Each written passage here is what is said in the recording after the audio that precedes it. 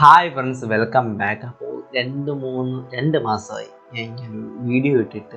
+2 പരീക്ഷയായിരുന്നു, video ഒന്നും ഇടാൻ പറ്റിയില്ല. അപ്പോൾ നമുക്ക് ഫസ്റ്റ് ന്യൂസിലോട്ട് നോക്കാം.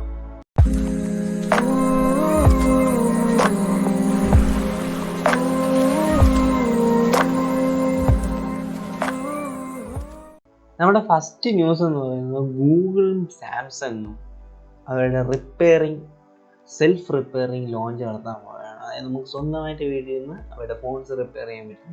നമ്മൾ സ്വന്തം ഫോൺസ് അവർ കിറ്റ് അയച്ച് നമ്മൾ വീട്ടിൽ നിന്ന് റിപ്പയർ ചെയ്യുന്നുണ്ട്. ഇതേ സാധനം ഇത് ഓൾറെഡി ആപ്പിൾ ലോഞ്ച് ചെയ്ത് കഴിഞ്ഞു. അമേരിക്കയിൽ ആപ്പിൾ ഓൾറെഡി ലോഞ്ച് ചെയ്ത് കഴിഞ്ഞു. പക്ഷേ ഇന്ത്യയിലൊരൊന്നും കണ്ടറിയേണ്ടി വരും. സ്റ്റിൽ സാംസങ് തന്നെയാണ് വേൾഡിലെ number 1 company, phone company. Samsung ആണ് Q1 കഴിഞ്ഞപ്പോൾ വേൾഡിൽ നമ്പർ 1 ഫോൺ കമ്പനിയായിട്ട് വന്നിരിക്കുന്നത്. Q1 കഴിഞ്ഞപ്പോൾ സാംസങ് വിറ്റ് പോയിട്ടുള്ളത് 73.2 മില്യൺ യൂണിറ്റ്സ് ആണ്. അതിൽ ഏറ്റവും കൂടുതൽ S22 സീരീസ് ആണ് വന്നിരിക്കുന്നത്. നത്തിങ്ങിൻ്റെ ലോഞ്ചറിൻ്റെ ലോഞ്ച് ചെയ്തിട്ടുണ്ട്. നത്തിങ്ങിൻ്റെ ലോഞ്ച് ചെയ്തിട്ടുണ്ട്. UAE ലോഞ്ച് ചെയ്തിട്ടുണ്ട്. ഇത് ഗൂഗിൾ പ്ലേ സ്റ്റോറിൽ അവൈലബിൾ ആണ്, വേണമെന്നുള്ളവർക്ക് ചെക്ക് ചെയ്യും. സ്നാപ്ചാറ്റിൻ്റെ ഒരു സെൽഫി ഡ്രോൺ, ഇതാണ് സാധനം. പിക്സി എന്നാണ് ഇതിൻ്റെ പേര്. ഇത് ലോഞ്ച് ചെയ്തിട്ടുണ്ട് അവർ. ഇനി ഇത് പറഞ്ഞാൽ പേര് ഐഫോൺ 14 സീരീസിൻ്റെ ഫ്രണ്ട് സ്ക്രീൻ ഗ്ലാസ് ലീക്ക് വേണ്ടി വന്നിട്ടുണ്ട്. വേറെ ഒന്നുമല്ല, പഴയ സാധനം തന്നെയാണ്. നമ്മൾ നേരത്തെ കണ്ട ലീക്സ് ഒക്കെ തന്നെയാണ്. പക്ഷേ ഇതിൽ 2 നോച്ചിന് മാത്രമാണ് വ്യത്യാസം വന്നത്. 5 ഹോൾ ഡിസ്പ്ലേ വന്നെങ്കിൽ 2 എണ്ണത്തിന് മാത്രമാണ്. ഒന്ന് 14 Pro മാക്സിനും ഒന്ന് 14 Proയ്ക്ക് മാത്രമാണ് 5 ഹോൾ ഡിസ്പ്ലേ. മറ്റു സാധാരണ നോച്ച് തന്നെയാണ്. ഗൂഗിളിൽ ജോലി ചെയ്യുന്ന ആരോയാണ് ഗൂഗിൾ പിക്സൽ വാച്ച്, അൺറിലീസ്ഡ് ആയിട്ടുള്ള ഗൂഗിൾ പിക്സൽ വാച്ച് റെസ്റ്റോറൻറ്റിൽ വെച്ച് മറന്നു. ഇപ്പം അതിൻ്റെ ലീക്സും കാര്യങ്ങളൊക്കെ എല്ലാം ഇറങ്ങിയിട്ടുണ്ട്. കാണാൻ വേറെ ലെവലാണ് watch. IQOO Z6 for 5G launch ചെയ്തിട്ടുണ്ടായിരുന്നു.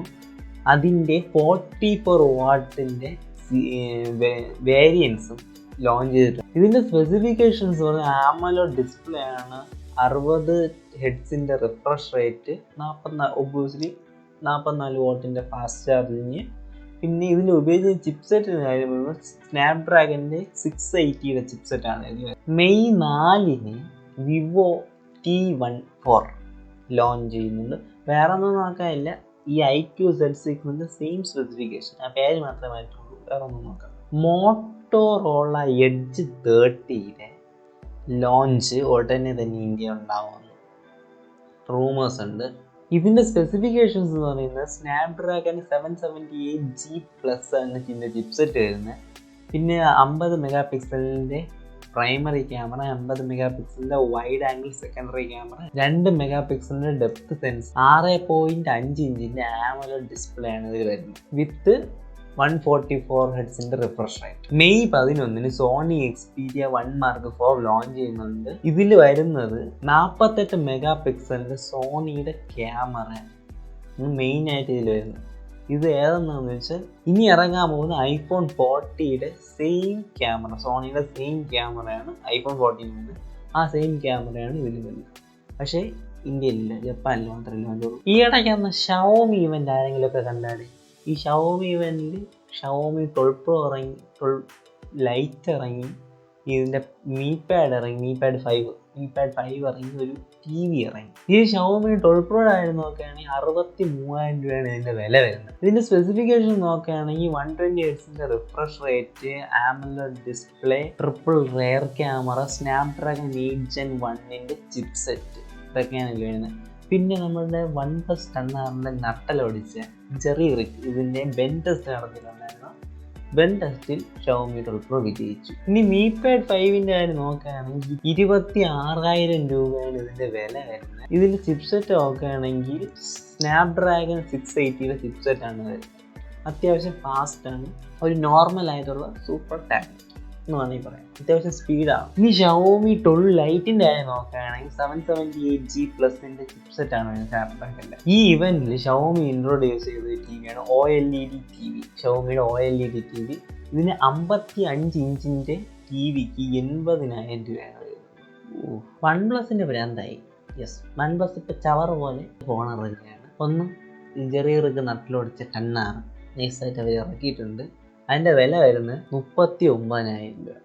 അത്യാവശ്യം നല്ലൊരു ഫ്രെയിം വർക്ക് പോലും ഇല്ല. പിന്നെ ഉള്ളത് നോഡ് C2 ലൈറ്റ്. ഇതിൻ്റെ വില വരുന്നത് 20,000 രൂപയാണ്. പിന്നെ ഇറങ്ങിയിട്ടുള്ളത് നോഡ് ബഡ്സ്. ഇതിൻ്റെ വില 3,000 രൂപ, അതായത് 2,800 രൂപയാണ് ഇതിൻ്റെ വില. അടുത്തുള്ളത് നോഡ് 3 ഉടനെ ഇറങ്ങാൻ പോകും. എന്തിന് OnePlus ഇപ്പോൾ ചവർ പോലെ ഫോൺ ഇറക്കുക, എന്തിനാണെന്ന് അറിയാതെ വിറ്റ് പോകണമെന്നുണ്ട്. ഹുവാവിയുടെ മാറ്റ് X2 എന്ന ഫോൾഡബിൾ ഫോൺ ഇറങ്ങിയിരിക്കുന്നത്. ഇതാണ് സാധനം, കാണാൻ കൊള്ളാം, അത്യാവശ്യം കുഴപ്പമില്ല. ഇതിൻ്റെ സ്പെസിഫിക്കേഷൻ നോക്കുകയാണെങ്കിൽ സ്നാപ്ഡ്രാഗൺ 888 ചിപ്സെറ്റ്, 66 വാട്ടിൻ്റെ charging, Harmony OS, 4600 mAh battery. ഇതാണ് ഇതിൻ്റെ സ്പെസിഫിക്കേഷൻസ് എന്ന് വേണമെങ്കിൽ പറയാം. അടുത്ത ഹുവാവിയുടെ GT3 Pro വാച്ച് ഇറങ്ങിയിരിക്കുകയാണ്. അതിൻ്റെ സ്പെസിഫിക്കേഷൻ നോക്കുകയാണെങ്കിൽ ഇതിൽ ഇൻബിൽഡ് ആയിട്ടുള്ള ECG ഉണ്ട്, കൊള്ളാം. പിന്നെ ഗോൾഫ് മോണിറ്ററിംഗ് ഉണ്ട്, ഗോൾഫ് കളിക്കുമ്പോൾ അതിൻ്റെ മോണിറ്ററിങ്, ഡൈവിംഗ് മോണിറ്ററിംഗ് ഉണ്ട്, കൊള്ളാടെ. ഇതിൻ്റെ ഹൈ വേരിയൻസിന്, അതായത് അല്പം കൂടി ലാർജ് വേരിയൻറ്റിൽ ഈ 14 ദിവസം വരെ ഇതിൻ്റെ ബാറ്ററി നിൽക്കുമെന്ന് പറയുന്നത് എന്ന് അവകാശപ്പെടുന്നു. ഇതിൻ്റെ സ്മോൾ വേരിയൻസിൽ 7 ദിവസത്തെ ബാറ്ററി ലൈഫാണ് അവർ പറയുന്നത്. ഇതിൻ്റെ ഹെവി യൂസ് വരുമ്പോൾ 4 ദിവസത്തെ ബാറ്ററി ലൈഫാണ് പറയുന്നത്. ഇത് മിക്കവാറും മെയ് 5-നായിരിക്കും സെയിൽസ് തുടങ്ങുന്നത്. Q1 ഞാൻ നേരത്തെ പറഞ്ഞിട്ടുണ്ടായിരുന്നു, സാംസങ് ആണ് നമ്പർ 1 ആയിട്ടിരിക്കുന്നത്. പക്ഷേ ചൈനയിൽ ഹോണറാണ് നമ്പർ 1 ഫോൺ കമ്പനി Q1 കഴിഞ്ഞപ്പോൾ. പോക്കോ M4 Pro 5G ലോഞ്ച് ചെയ്തിട്ടുണ്ട്. 13,500 രൂപയാണ് ഇതിൻ്റെ വില വരുന്നത്. ഇതിൻ്റെ സ്പെസിഫിക്കേഷൻ നോക്കുകയാണെങ്കിൽ ചിപ്സെറ്റ് വരുന്നത് മീഡിയടെക്കിൻ്റെ Dimensity 700 ചിപ്സെറ്റാണ്. പിന്നെ 90 ഹെർട്സിൻ്റെ റിഫ്രഷ് റേറ്റ്, 50 ഹെർട്സിൻ്റെ ക്യാമറ. നമ്മുടെ ലാസ്റ്റ് ന്യൂസ് എന്ന് പറയുന്നത് ഓപ്പോ Reno 8 ഉടനെ തന്നെ ലോഞ്ച് ചെയ്യും. ഇതിൻ്റെ ചിപ്സെറ്റ് എന്ന് പറയുന്നത് സ്നാപ്ഡ്രാഗൻ്റെ 7th Gen 1 ആണ്. അപ്പോൾ വീഡിയോ ഇഷ്ടപ്പെട്ടാൽ ലൈക്ക് ചെയ്യുക, എന്തെങ്കിലും സംശയങ്ങളൊക്കെ ഉണ്ടെങ്കിൽ കമൻറ്റ് ചെയ്യുക, പറ്റുമെങ്കിൽ മാക്സിമം ഈ വീഡിയോ ഒന്ന് ഷെയർ ചെയ്യുക. ഒന്നും ഇടവേള എടുത്തേണ്ട ഒരു സ്റ്റാർട്ടിങ് ട്രബിൾ ഉണ്ട്, അതുകൊണ്ട് ക്ഷമിക്കുക. അപ്പോൾ അടുത്ത വീഡിയോ കാണാം.